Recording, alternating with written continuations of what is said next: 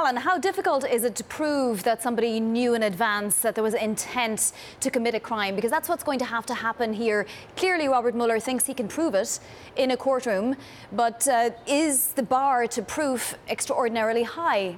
It is high, but what they're going to be doing is finding low-hanging fruit first. They're going to try to get Manafort on a documentary case. They have his wire transfers.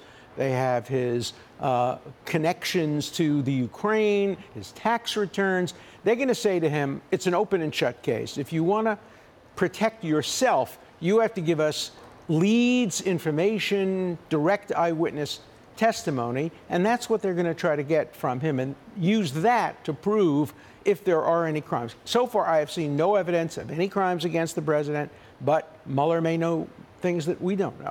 Yeah, I mean, in the Mueller indictment, it alleges Manafort and other former Trump campaign aide Rick Gates, who's a one-time business partner of Manafort, engaged in schemes to defraud banks and the U.S. government from 2008 to 2017. Mm-hmm. So this also includes the campaign period. I mean, it's very damning, and clearly Mueller, who is a brilliant prosecutor, thinks that he can prove some of this. What's on the line exactly? What if, you know, he ends up guilty and, well, if he ends up guilty, he has two alternatives. He can try to make a deal and exchange that information for a get-out-of-jail card free, or he can go to President Trump and say through his lawyer, look, I can either make a deal with the prosecutor or you can pardon me.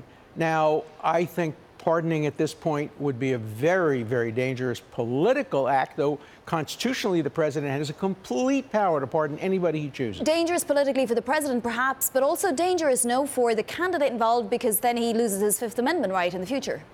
But at that point, if he has a deal, then he doesn't care about his Fifth Amendment rights. The Fifth Amendment right only applies to incrimination. And if he either has a deal from the prosecutor or a pardon from the president, then he is free of the risk of incrimination, and so he might to be a witness in anything else, though. In anything else, but that, you know, that's better than going to jail. Being a witness is better than being a criminal defendant.